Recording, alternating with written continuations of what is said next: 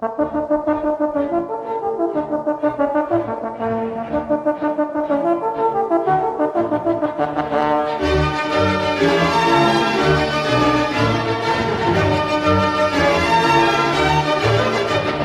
everyone, my guest today is Katie Roth, the co-founder of All Votes Count Iowa.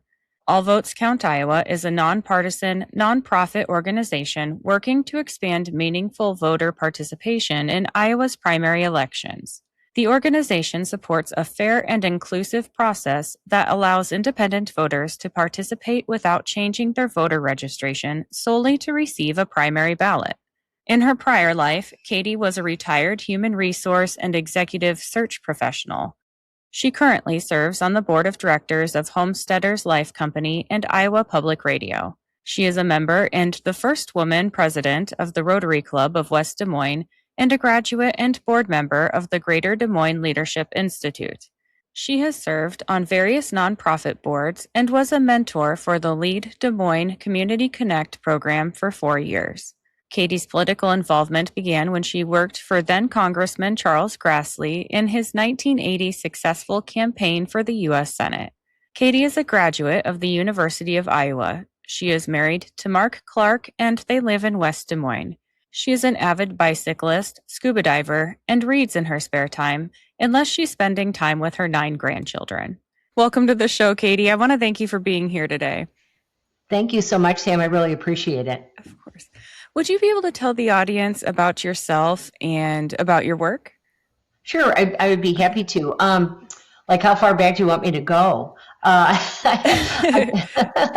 got involved in politics back in 1979 when I went to work for a Senate candidate who was running for the U.S. Senate seat that was currently being held by I'm sorry, it was an open seat, and no, I guess it was a closed seat. You might want to check on that, but no, it was a closed seat, and we were running against Senator Culver, John Culver.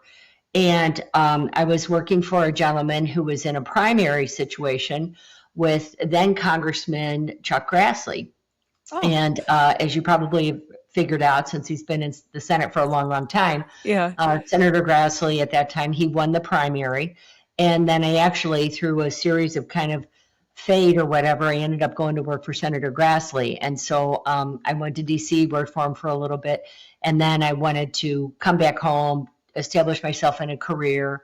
And so I've been kind of involved in politics most of my adult life.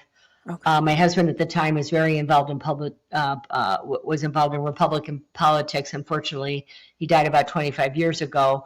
And so at that point, I was a single mom, had to raise 3 children. And so my political activity really kind of, outside of just reading the newspaper and giving money occasionally and doing some door knocking or yard signs, I was really kind of politically inactive. And most of my professional career has been in recruiting and staffing. I've owned a couple of staffing firms. I was a partner in a human resource outsourcing firm. And a couple years ago, when I decided to retire, my current husband, who I've been married to about 15 years, said, Katie, it's okay if you retire, but I'm not going to be your next new project. So,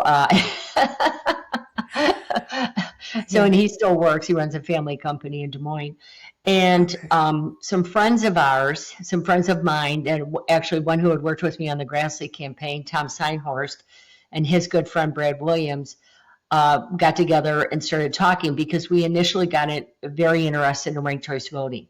Mm-hmm. We thought it was a good concept. We thought it would encourage more candidates to run. We thought the opportunity to rank choice candidates would make candidates be more willing to work with each other if they know that down the line they have to have their support. And unfortunately in Iowa, right now we have a Republican, what we would call a trifecta. We have a Republican House, Republican Senate, and our sitting governor is Republican. And she's not going to run again. And so, and actually, when we looked at this, the Republicans were so against ranked choice voting that they even in the last General Assembly proposed a law that would prohibit ranked choice voting, even though it was on the books as being against the books anyway. So it was already prohibited. And then the Secretary of State said, well, I'm going to put another law out here that makes it prohibit again, which Hmm. frankly is a waste of time and taxpayer money. Right. So what Tom and Brad and I, what we decided to do was we looked at what could we do, what small thing could we do that would help people, encourage people to vote. And in Iowa, if you want to vote in the primary and you're a registered independent, when you go and you pick a ballot, the state automatically changes your voter registration. So, Okay. and we think that's unfair. The Yeah. taxpayers paid for the elections. Um, the clerks are paid. The voting machine booths are paid. The workers are paid. Everything is paid for by taxpayers, but they're in effect trying to prevent independents from voting. And Hmm. it even holds true if you're a Republican and you ask for a Democrat ballot, your registration is going to be changed. Or if you were a Democrat and you ask for a Republican ballot, your registration is going to be changed. So then what happens is that information goes into the county auditor. He changes Yeah. your registration. 2 weeks later, you get a new voter ID card. Then you can go online and change it back. And then 2 weeks after that, you're going to get another card in the mail Right. from your auditor, changing your registration again. We think it's unnecessary. And after this last primary, we had a lot of primaries this year Hmm. because of the fact the governor's not running. And then also our United States Senator Joni Ernst announced she wasn't going to run again. So there's a lot of interest in it. And I talked to many independents after the primary, and they said, Katie, I didn't vote because I did not want to be on record for even one day as being a Democrat or being a Republican. So it's Hmm. a privacy issue as well. So what we did Yeah. was we formed a nonprofit, nonpartisan organization called All Votes Count Iowa, and our ultimate goal is to eliminate that law. Yeah. Yes. So, I was trying to explain this to somebody the other day because she kind of asked me, what are you? What are you politically?" And I had to explain to her that in Iowa, you have to pick or choose if you want to participate. And so I was explaining to her that the primaries, you walk in and you, they asked me if I wanted a Republican or a Democrat ballot. But what I don't like is, what if I wanted to vote for a Republican for one thing, but a Democrat for another? That choice is taken away. Right, right. And that would be truly what we would call an open primary, Hmm. okay, where all the candidates are on one ballot. Right now, as it stands, we're not trying to change, we're trying to make incremental changes. So we're not trying to change. We just want to make it easier for people to vote without without having a party declared upon them, basically, because it's a state that does that. Right. Now, you can change your party registration prior to the primary. And unfortunately, there were two legislators in the last General Assembly, and one of them proposed a law that would require independents to change their party registration 30 days before the Hmm. primary. And then another legislator proposed a law that would require independents to change their party registration 120 days before the primary, which that's just voter suppression. Okay. A lot of people haven't made Yeah. up their mind till the very end. Yeah. So fortunately, those bills did not go anywhere, but we were prepared to fight it if it did. Um, so I think it's just something. It's an issue of fairness. It's an issue of why should we have to do this? It's a waste of taxpayers' time and money when the county auditors have to change the people's registration. And we Hmm. think by opening it up, it'll encourage more people to get involved in the democratic process. Yeah. Yeah. I've been kind of looking at this a little bit more after talking to Chad, and then seeing now, is it three other states that do the ranked choice voting? Yes, Maine, Nevada. I always get it confused because we Okay. have a Nevada, Nevada, and Iowa. Yeah. And then California has what they call a jungle primary. So, uh, and as far as other states, we're one of 20 states that do require the change of registration in order to vote. So there's more states that don't require this than there are states that do. Okay. Okay. So, And then what does Alaska do? oh, Is I'm this sorry, Alaska's ranked choice voting as well. Although okay? in some of these states, like right now in Alaska, they're trying to defeat that law again and go back to Mhm. the traditional two-party system, which is unfortunate, but um, that's what some of the parties are trying to do. The Yeah. duopolies don't like ranked choice voting. They don't like allowing independents to vote in a primary. They want to kind of keep their own little clubs together, okay? Hmm. And, unfortunately, you know this, Sam, um, 84%, 86% of the seats across the United States are safe. So if you win the primary, you're going to win the general election, okay? Right. And unfortunately, what happens, and this happens on both sides of the issue, both sides, Republicans and Democrats, is candidates get elected and they start moving toward the middle and they get tapped on the shoulder and they say, if you don't get back here or here, we're going to run somebody against you in a primary and you're going to lose. Yeah. And this is starting to happen over and over and over again. So there's no incentive for congressmen and senators to try to come up with a cohesive plan that works for everybody. It's just Hmm. too easy to disagree. And then henceforth, nothing gets done. Yeah.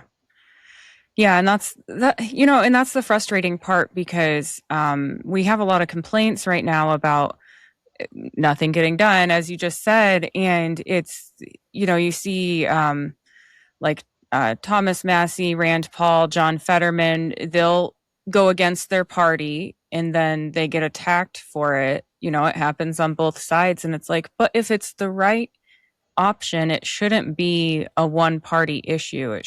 If it's the right thing to do, it should be both parties working for it. it Yeah, it's kind of unfortunate how it gets politicized. Mhm. John Cornyn in Texas, who basically voted with Trump 99% of the time. The one time he didn't, Trump had somebody run against Yeah. him, and that person won. That person won. And John Cornyn was a good senator. He was a good guy. And so now you have somebody who may be beholden to whatever Trump wants. And I know we don't want to go down that path, but it's just unfortunate. And there's no incentive to work together. Hmm. Right. Yeah, I agree with that. It's too tribal. Um, Yeah, that's a good way to put it. okay, so ranked choice voting, that's just basically whoever has the most votes gets in, regardless of what party, correct? Well, it can kind of vary. There's a lot of different variations of ranked choice voting, and I would encourage you, if you want to know more about it, Ben Allen from Better Ballot Iowa. Have you talked to him yet? Mm-mm, nope. Ben Allen, he's Better Ballot Iowa. They're helping us, but they're really focusing on ranked choice voting. So the way ranked choice voting works is in most states, and again, I'm going to put a caveat on that because it can vary by state where it is around. But you have, let's say, five candidates. If one candidate doesn't get the majority, then let's say you voted, and this is what happened in Alaska. Maybe the best way I could explain this is in Alaska.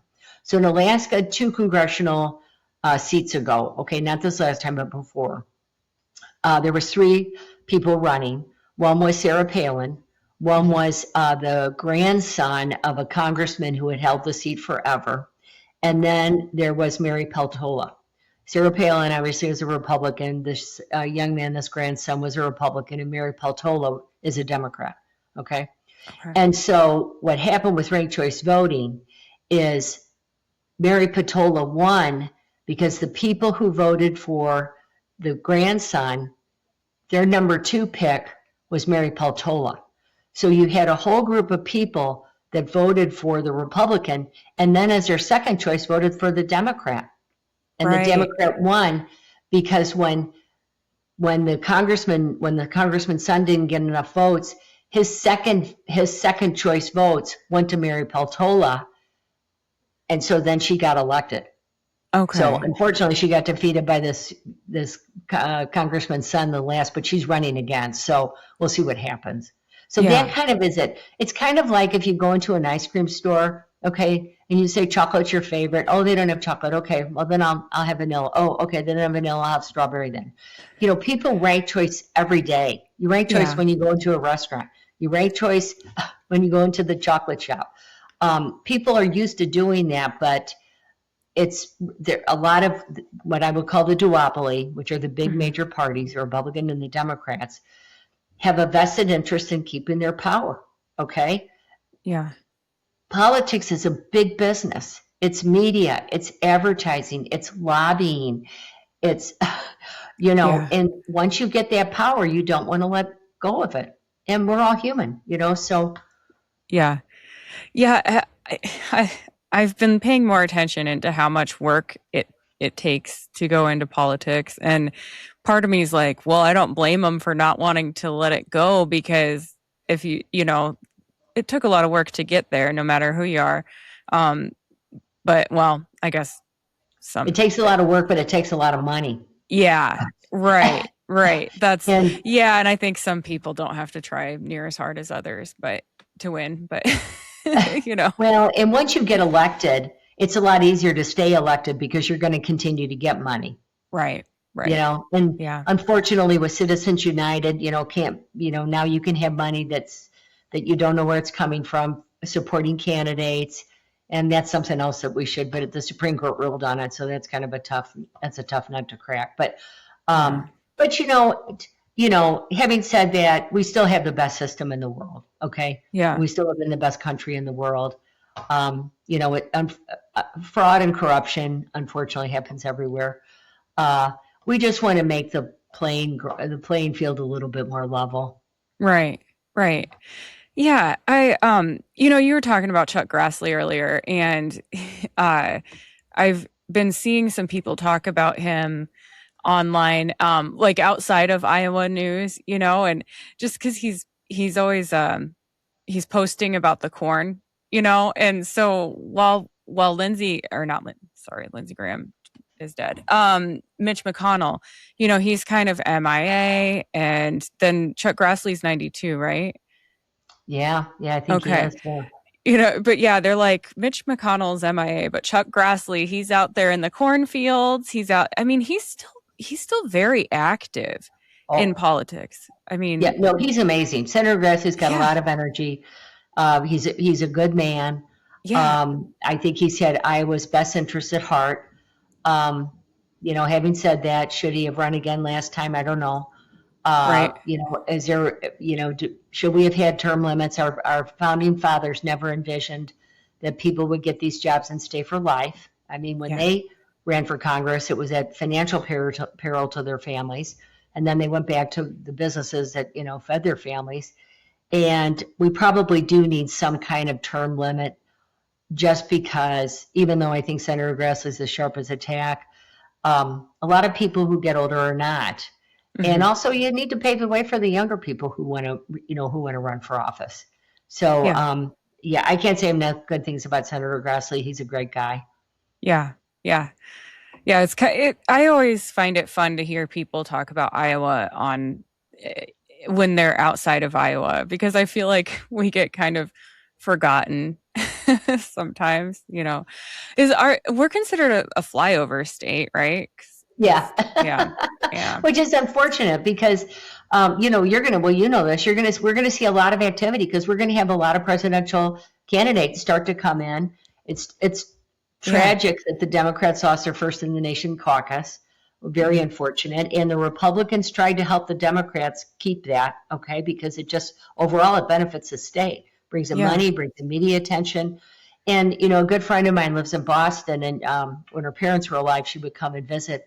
And when she would visit during those times, she would say, Katie, you don't know how lucky you are. In Boston, we'd never be able to have a one-on-one conversation with a candidate. We'd never be able to sit in a town hall with 25, 30 chairs and some cookies and coffee in the back yeah, and, ask questions of candidates. And she said, you guys are really blessed because you can really get to know the candidates. So I think we're going to start seeing a lot of activity on the Republican side. mhm, Again, there's some talk on the Democrat side that they may try to have some first in the nation caucuses anyway. I don't know where that will go. I'm not involved in that fight, but it was kind of a shame when we lost it. So, yeah, um, you know, uh, yeah, it's interesting how things are treated this way. But anyway, it is what it yeah. is at this point. Yeah. Yeah. Yeah, no, I think you hit on something that is really cool about our state is the I I call it caucus season. I know it's different for the Democrats, but um you know I didn't really start trying to go to things. I'd always followed politics. I did not know that, like you said, you could just go to this small town restaurant or community hall and shake hands with someone running for president. Like we were at like a Thanksgiving and I was like, oh, so and so's in town. It wasn't on Thanksgiving Day. And I'm like, we can still catch this event. Like, let's go. And then the person stayed and talked to everybody, shook hands with everybody, took pictures. And it's really cool that we're able to do that here in Iowa. Yeah, I agree. I think we're very blessed. And sometimes we might take it for granted. Mm-hmm. Yeah, definitely. I do.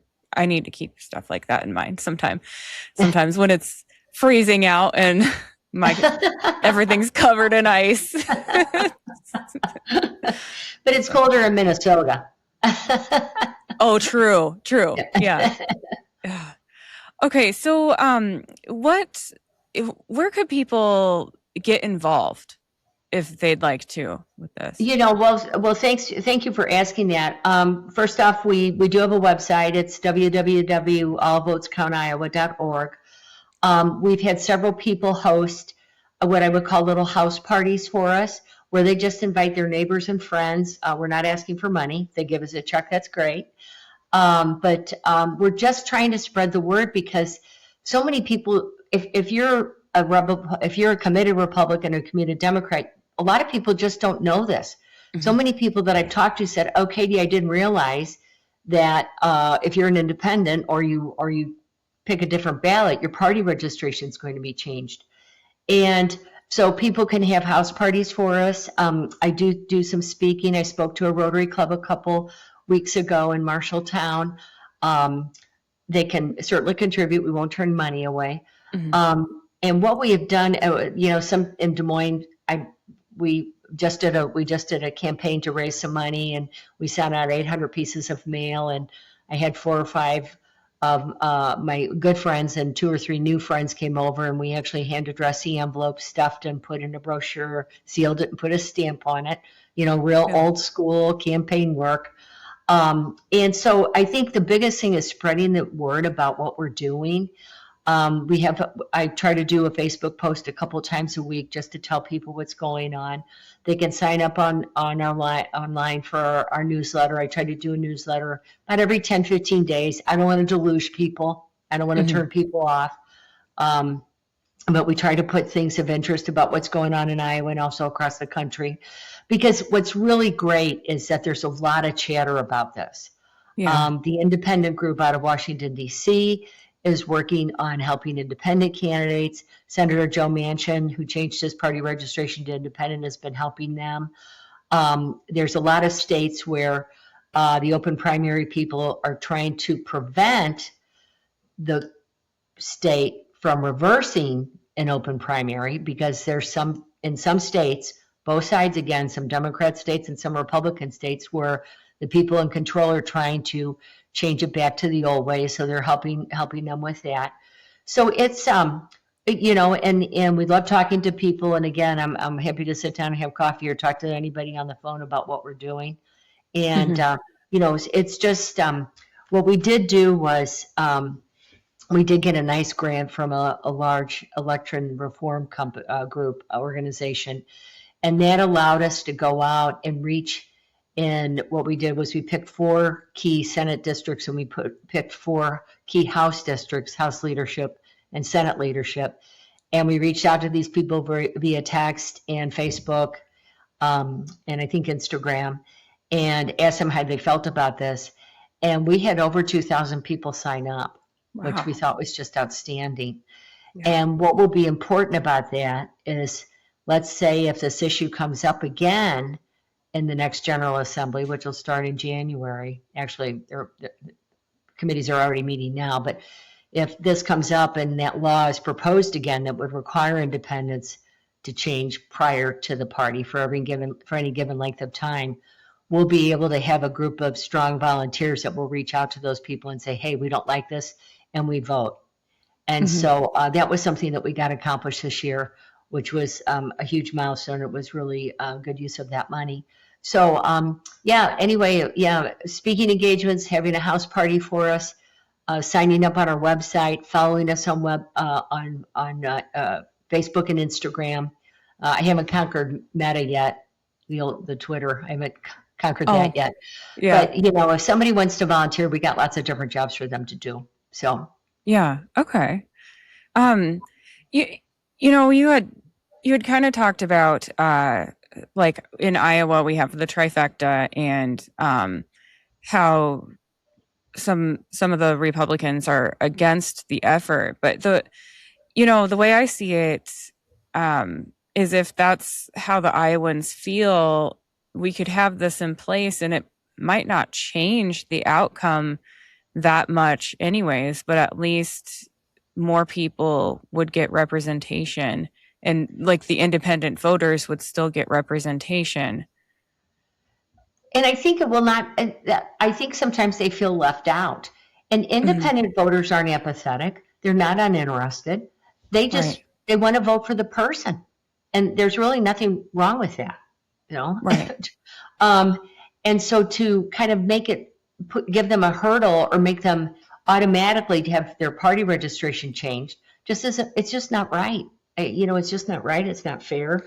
It's not democratic. Yeah. Um, and when I talk to people outside of, they'll never admit it, but outside of saying, well, we don't want to lose control, nobody can come up with a good reason on why we shouldn't do this. Right. I have not heard one good reason why we shouldn't do this. Yeah. Yeah, it's because I've thought about it a lot because it's like, well, I don't want to dilute the vote so that the candidate I want might not get as many votes, but is that fair? And I don't think that it is fair to the those who want to vote for that don't want to just vote down one party line. So are you talking about, like, let's say if an independent is running as a candidate on the independent ticket or a socialist ticket or a libertarian ticket, kind of having the spoiler effect? Yeah, that's Yeah. Well, which is a little bit different than kind of what we're talking about, just changing your voter registration. yeah, Um, but yeah, yeah, no, and I've heard that. In Iowa, we do have two independent candidates that are running. There's one in mhm, the second district and there's one in the first district. Michael Bridgeford in the second district, and Dave Bouchon in the first district, or I might have gotten it reversed. okay, And it'll be interesting to see what happens because they will draw candidates away from either the Democrat candidate or the Republican candidate. Okay. right, So, but it's their right to run. It's yeah, their right to advocate for what they believe in their platforms. And I think this is a trend that's happening across the country where more and more people are starting to run as independents hmm, because they can't or they don't want to completely embrace whatever the party line is at that point or the yeah, platform at that point. Okay. yeah, So they're going to bring more engagement, they're going to bring more discussion. And also, I think in the final analysis, they're going to make these other two candidates, no matter who wins, step up and think maybe these are some of the issues that I need to address if I get elected. yeah. Hey guys, sorry to interrupt. I just wanted to tell you about my sponsors quick. Sometimes I get on a roll cleaning or gardening and I need a boost, but I don't have time for a meal. Big Fork Brand's pork jerky is the perfect choice to keep my momentum, offering high-protein snacks for on-the-go energy boosts. Not only do they offer pork jerky, but they also make pork sticks, bacon sausage, bacon hot dogs, and burger and hot dog sauces. Products come in a variety of delicious flavors, including Thai green curry and maple and brown sugar for the meat options, and gangster and Chicago fire for the sauces. I personally think the original flavor of the pork jerky hits just right after tackling a big chore. It's a little salty and very flavorful. My discount code gives you 20% off your entire order, and it's currently the best deal available. Just visit bigforkbrands.com and enter in my promo code JADE, that's JADE, at checkout. Are you looking for a gift for a music lover, or maybe some apparel to show off your quirky side? Old Glory has you covered. With over 300,000 officially licensed items covering music, sports, entertainment, and pop culture, you're guaranteed to find the perfect item. They even have seasonal gear. My husband enjoys the Led Zeppelin and Beatles apparel, and I love the Billy Idol apparel. I even found some items for my fellow plant enthusiasts. This family-owned superstore is known for their quality and customer service, offers free standard shipping on all orders, and orders are shipped the same day you purchase. My discount code gives you 15% off your entire order, and it's currently the best deal available. Just visit oldglory.com and enter in my promo code JADE, that's JADE, at checkout. Looking for a game-changing way to improve your health? Zevo Life is the world's most nutrient-dense whole plant, packed with over 50% plant protein, essential amino acids, fiber, and antioxidants. Harnessing the best nature has to offer, Zevo Life nourishes your body while driving your performance, vitality, and overall well-being. Each serving is a concentrated source of clean, well-balanced nutrition designed to support modern lifestyles, and just 1 teaspoon a day supports your gut, boosts energy, and promotes healthier skin and hair. It's no wonder it's receiving 5-star reviews. Step into a healthier future with a 30% discount and a 30-day risk-free guarantee by visiting zivo.life and using my promo code. To support my show and to receive 30% off your entire order, enter in my promo code JADE, that's JADE, at checkout. Yeah, I think it would address the tribalism issue as well. Like we kind of just discussed that once you've kind of decided you're in a party, you have to stick with that party. But if we change the way we vote and they see like, oh, hey, these independents are actually getting more votes than the Democrats and the Republicans, I do think that it would encourage not just the politicians to work together, but the everyday people that are fighting over politics. It's not oh, well, you voted for the Republican, you voted for the Democrat. Oh, you voted for the independent. Like that, that's almost like a safe bet. We have to get to the point where we have civil discussions about issues without getting really riled up about one side of the issue or the other, and just being able to talk to people, because we're really starting to we probably lost it. Yeah. Social media hasn't helped. There's been times in our family where we've said, okay, no politics at the dinner table, because we've had certain people on certain sides. And I think we need to have a return to civility. It's certainly true. And, with more people getting involved in the process, especially on the independent side, we might see, we could see more of that. I hope we see more of that. There was something else that you mentioned that I wanted to kind of talk about. In Iowa, we have 600 to 700,000 independent registered voters, and that's just a little bit less than a third of the registered voters in Iowa. Republicans are about 35.2, Democrats are about 28% right now, and then that leaves the independents at about 35.2 or 3. Don't quote me on the math. I wasn't good at math, that's why I had to go into sales for my career. But that number keeps growing, and it's growing nationally as well. The number of people that don't want to be associated with either party. So the fact, and it's interesting because I was talking to a gentleman, and he goes, the rise in independence almost correlates with the rise of people who are dissatisfied with their Congress people. It's kind of like the chart that goes up like this: number of independents, number of people unhappy. So the one chart that I saw, and I think it was Gallup, it was like 14% of the people think that their congressman or congresswoman are doing a good job. And I thought, well, maybe those people just live in Washington, D.C., because it sure doesn't seem to be the mood of the country. Right. Yeah, it's, it's very interesting to see how politics have changed over time. I've started paying attention, and I remember the debate with Al Gore and George Bush, and I think I was 14 at the time. And I will say, when I was in high school, I don't remember people really fighting over who they were going to vote for. By the time I was a senior, I still couldn't vote, but some of my classmates could, and I knew who I wanted to vote for, but I never judged anyone too much based off of who they chose to vote for.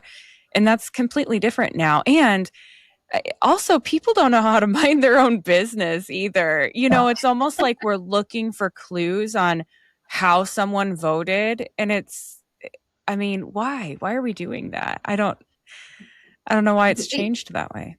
My first husband was a master he loved to talk to people who didn't agree with him because he just wanted to know how they felt, why they felt the way they felt, and Mhm. then he would hope that he would be able to tell them why he felt how he felt. And he went to a very liberal school on the East Coast, and he said it really kind of honed his. He was what I would consider to be a libertarian, conservative Republican. He was pretty Okay. modern on social issues. God rest his soul. And but he went to school with a lot of people who were very, very liberal. But when he died, even Democrats came to his funeral because everybody loved to talk to him because he was willing to listen. And I Yeah. think we've kind of lost that listening gene, so to speak, about listening to somebody else and why they feel that person is doing the right thing or whatever, and why you maybe think that person's not doing the right thing, or on a specific issue, maybe not just a person, but a specific issue. Um, so I think it's really tough right now, and I don't know if it's going to get worse before it gets better, but Right. you know, sometimes I just sit there and I think, okay, just pray, Katie. But Yeah. you know, Yeah. and I've run into some people who don't agree with me, and I say, hey, let's sit down and have a cup of coffee and just talk about it. You Mhm. know, I won't try to change your mind if you don't try to change my mind. Yeah. Just talk. Yeah. Yeah. Yeah, I wish there were more people that were willing to do that. I'm having flashbacks of conversations where it's like I'm meeting you halfway, and the other people, they just can't do it yet. Yeah, But I have a close relative, and love her to death and stuff like that, but we just can't talk about it. She yeah, just gets too riled up, and and I'm like, I promise not to sell if you promise not to buy. I used to use that in sales all the time, really, so. yeah. So all right. So what are your next steps? That's a really good point. We think a lot will depend on who wins the governorship, Hmm. okay? And Rob Sands supports what we do.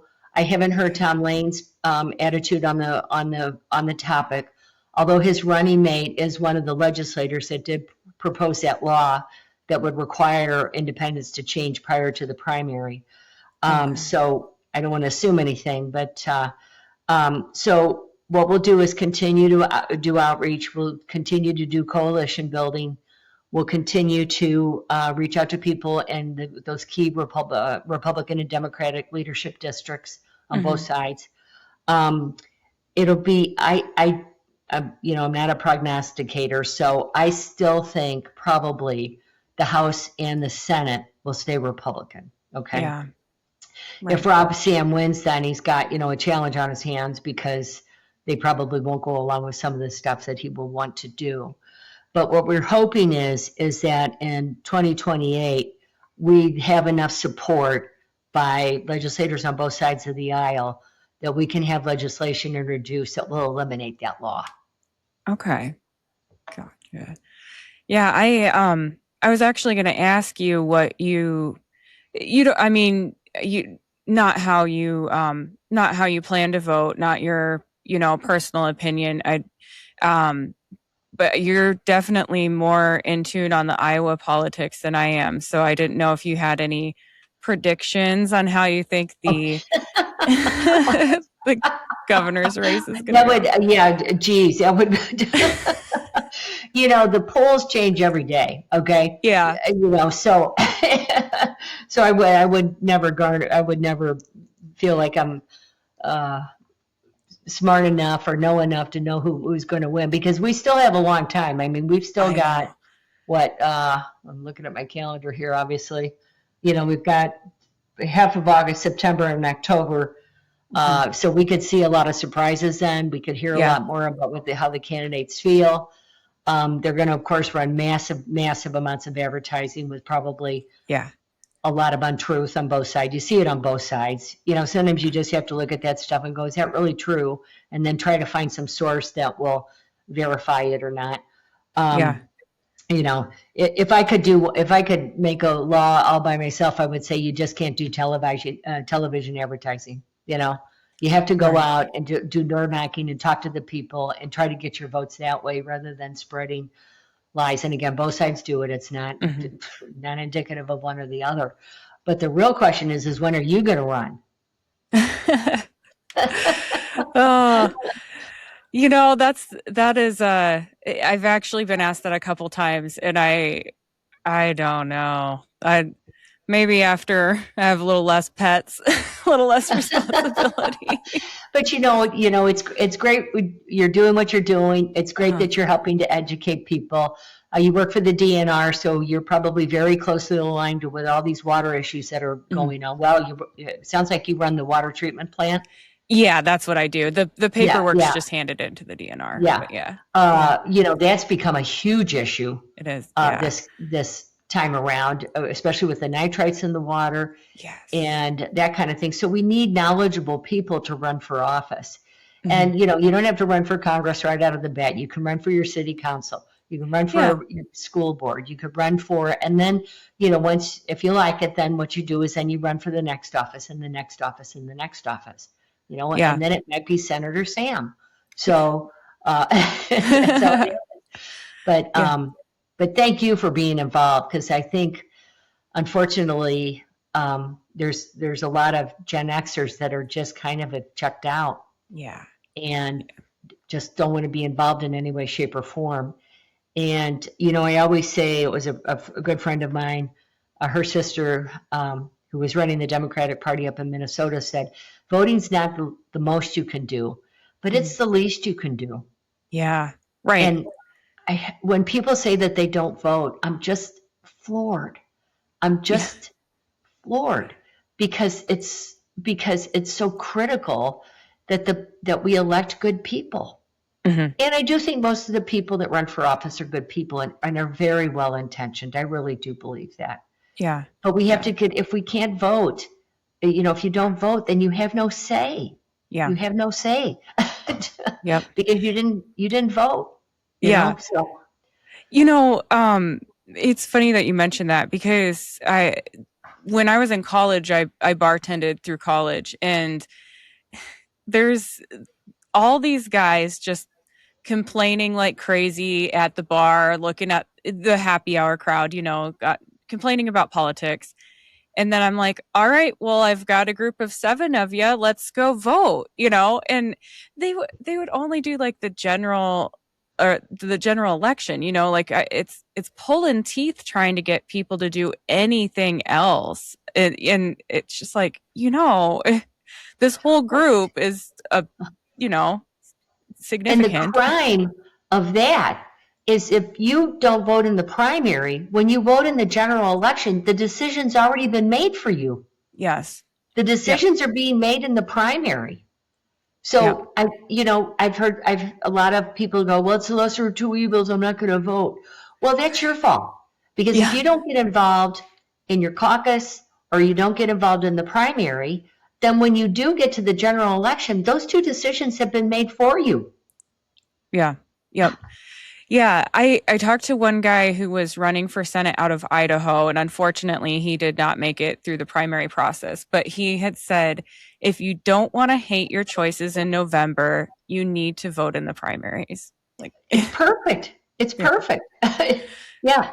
It yep, just is. It's I can't tell enough people and somebody who's a very good supporter of ours, I asked him, I said, well, you voted in the primary. He goes, oh no, no, because I didn't think it was, worth it. I was like, you give us money, okay, mhm, to encourage people to vote in the primary. yeah, So right, you know, it's just I think it's just easy not to do, hmm It requires a little bit of time and effort, but it's just not that much time and effort. And it just makes a huge difference, yeah, So yeah.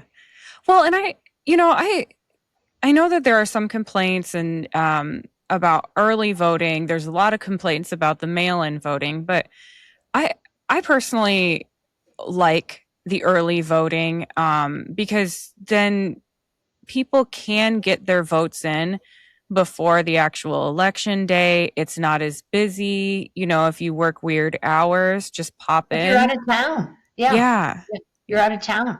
No, you know what? All that talk about fraud, there's very, very little fraud, voting fraud in the United States. Okay.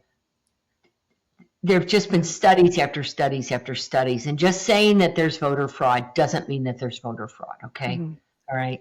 There's just very little voter fraud. It does happen. There's going to be people off the rolls. The joke of, Illinois used to be, you vote 3 times, the graveyards Oh, were voting and stuff. But yeah. but there's very little voter fraud. And to try to continue to limit the amount of people who can vote Mhm. is just goes against our core democracy. Yeah. And I'm going to get political here, but the SAVE Act, which got passed by the House, it's still sitting in the Senate, would require, if a woman wants to register to vote and she doesn't have a passport and she has changed her last name and it doesn't match her birth certificate, she won't be able to register. There's 600 million people in the United States that don't have a passport. Half of them are Mhm. women.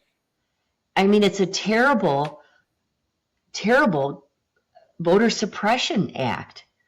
And I hope the Senate has remained firm on not bringing it to the floor, and I applaud them for that. But Yeah. there's a lot of people trying to suppress votes, and it's wrong. We should be encouraging people to vote. We're encouraging more people to vote legally, Yeah. obviously. You Right, know, right. Yeah. you know. Yeah. Yeah, I guess I didn't know that about the passport. I had heard that people were worried that married women were going to have a hard time just because of the name change, which to me, I will say changing your name on every single thing is a huge pain in the butt. It But is. my voter registration, it wasn't a problem, but the passport thing, I'm going to have to look into that because I did not hear that part. But I was wondering why there was so much opposition to the SAVE Yeah, Act. that's So, basically it. And then okay. also, it would require all the states to send over the voter registration rolls with your social security number and that kind of stuff, which a lot of people Mhm. feel is a violation of privacy. In Iowa, the Secretary of State willingly turned it over, but uh, it would also mandate it across the United States. Gotcha.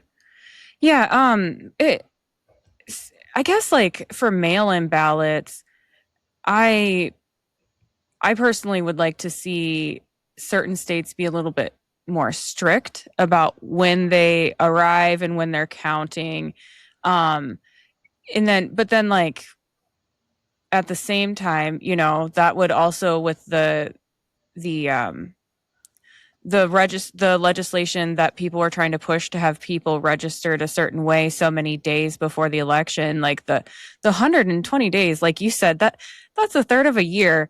Yeah, A yeah, lot of things can happen in that period of time.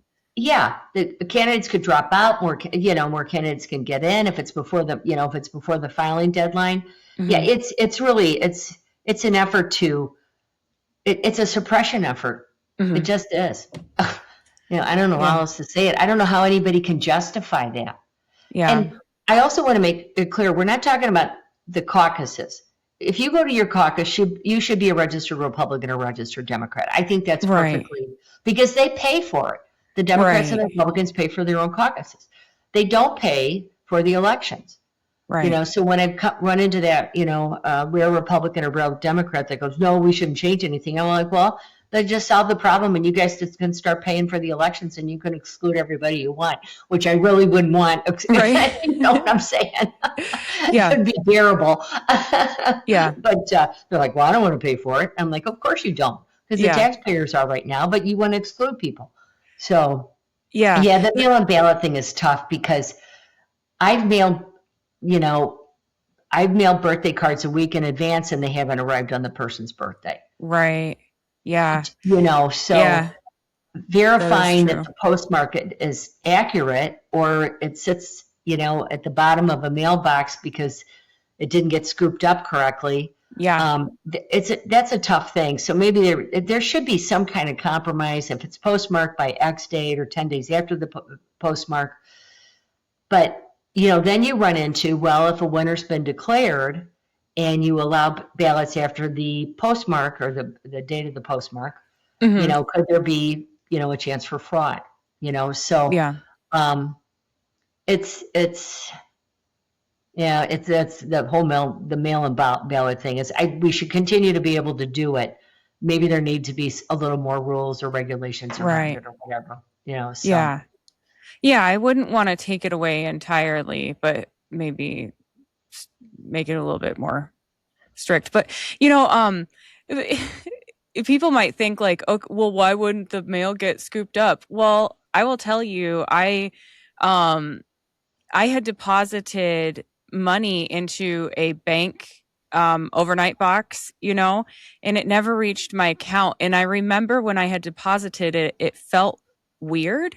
Well, it got caught up in the wall, and I had called and I was like, I swear there's cash in your box somewhere. And I mean, it does actually happen. Stuff happens. I mean, stuff happens. There's no question about it. People make Yeah. mistakes. Stuff happens. You know. Yeah. Yeah. um, Yeah. Oh, yeah. Well, I'll be interested to see how everything turns out.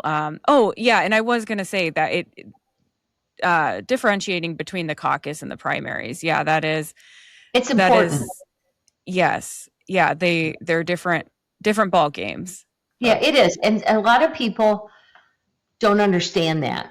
Okay, mhm, and just like like when I talk to a lot of people, they don't understand what I'm talking about when I say, well, your party registration is going to be changed, and right. they're like, and because it happens automatically. Mhm, Okay, yeah. by just me saying I want this ballot or I want this ballot, it automatically changed my registration. Mhm, yeah. I Yeah. mean, the poll worker didn't say, well, do you want to change your registration, Katie? I would have said no. And then he would have said, well, then you can't have this ballot. Right. Right. Yeah. They just change it. And I Yes. don't know if people really understand that. I don't it's I don't think they do because there's just a lot of people that are not involved on the local level. It's just we go in every 4 years and that's what we do. There's not really any other um, thought to it. And I'm not trying to insult people who do that. It's just there's a lot that they're missing out by not being more involved. Well, and one time I was talking to a friend of mine who's a city councilwoman for Hmm. a small suburb close to Des Moines. And we were talking about the school board election. And I said, well, yeah, I voted in the school board election. And she goes, well, Katie, your kids go to Catholic schools. And she goes, I don't vote in the school board election because I don't have kids. And I said, okay, but how much X% of our property taxes goes to fund Yeah. education? Don't we want Yeah. good people running the education, even though if I choose not to put my kids through public school, I Right. still want good people on the school board because Yeah. education is important for everybody. Right. When she said, oh, I never looked at it that way. Well, a huge part of your property taxes goes to the educational system, for our schools. And we Right. want good people running those schools because we want a well-educated workforce. Yeah. Our founding fathers put in free education because up until then, only the elites got educated. But they wanted to have an educated electorate so people could make smart decisions about Hmm. their congressional and their elected officials and things like that. That's why public education is free. Yeah. Well, and it also even if you don't have kids, like we don't have children, but I would rather have kids that have plenty of sports programs, plenty of activities to do, teachers that are paying attention to them, than kids just running around and like getting into trouble, creating their own entertainment, it affects No, the whole it's community. education is very important. Hmm. People who are well educated make more money than people who are not well educated. I mean, Right. there's study after study after study. Education pulls people out of poverty. Hmm. Yeah. Education is important. Yeah. Yep. All right. Is there anything else that you would like the audience to know? No, thank you. I really appreciate your time. Yeah. It's we when we talk about what we're doing, it's a little thing, Hmm. but once you do little things, you can do bigger things and bigger things and bigger things. Yeah. And it's my firm belief that these small steps, just the education that we're doing with people has helped. Yeah. We just feel like, this is not only just trying to change that law, but just getting more people to vote and getting more people involved in the process is just really important. Yeah. And we appreciate any help anybody can give us. Anybody wants to talk to me, if they don't agree with me, I'm happy to visit or have a cup of coffee with them. Love to talk to them. And if people want to help, then, go to our website, learn more about what we're doing. And yeah, that's probably about the best, what people can do to help us. So, but Yeah. anyway, I really appreciate you reaching out, and I appreciate your time, and I really respect what you're doing. I think it's very helpful as far as educating people about our processes and what we're trying to do. So, Yeah. Well, thank you. I'm glad I could help. I feel like what you're working on is a battle. It takes a lot of time, a lot of effort, and you know, um, yeah. one legislator I talked to, he looked at me, and goes, "Katie, it's a heavy lift." Yeah. And I said, "I know." And, it took New Mexico 10 years to change the law. Hmm. Well, I started this when I was 69. I might be 79. And I was talking to my daughter, and she said, "Well, Mom, you'll still be 79." Yeah. And I said, "You're right." You know? Yeah. Yeah. And it's something to look back on, like something huge to be proud of that, Well, if only we we're set doing. the wheels in motion, and we'll get more young people involved and get more Yeah. grant money, and we're getting more well known, and we're getting more support, and we're getting more people joining us, and so things will happen. We hope it won't take 10 years, Yeah. Right. but Oh, if it does, we're prepared for it. yeah, good, good. Well, okay, so there's one other thing for my listeners outside of Iowa, if they are wanting to start something like this in their state, what's your advice to them? Well, I'd be happy to visit with them. Okay. Okay. It is the process. You sit down, you make a strategic plan. We're a 501c3. Okay. So Hmm. we had to file paperwork for that. So there's some legality involved in it. Okay. Yeah. You have to have a board. You have to do all that corporate stuff. Then you have to raise money. Okay. Yeah. That's important because without money, there's no mission. Right. So, Right. but yeah, Yeah. I actually bought a book. It was called, that the dummies book, those bright yellow books, dummy, Yeah. about the dummies for nonprofits. And so I've been reading that because you have to file reports. Okay, that's Okay. important. You have to stay, if you're going to be a 501c3 and your contributions are going to be charitable, you have to file Yeah. reports. Okay. Yeah. So there's a process involved, but Tom and I went to the American Democracy Summit that was a year ago last May, and it was very helpful. There's lots of really great organizations out there doing great work on election reform. There's groups trying to get term limits in. There's groups trying to prevent Congress from trading stocks. There's groups trying to get Citizens United overturned. So there's lots of really, if this doesn't trip somebody's trigger, but they're concerned about the process and they want to make it better, there's Mhm. lots of good groups out there doing lots of great things. Okay. Perfect. Sounds good. Well, yeah, everyone in Iowa, check out All Votes Count Iowa. And yeah, I want to thank you again for being here today. Well, Sam, thank you. I've really enjoyed our conversation, and you think about running. I will. Thank Okay. you.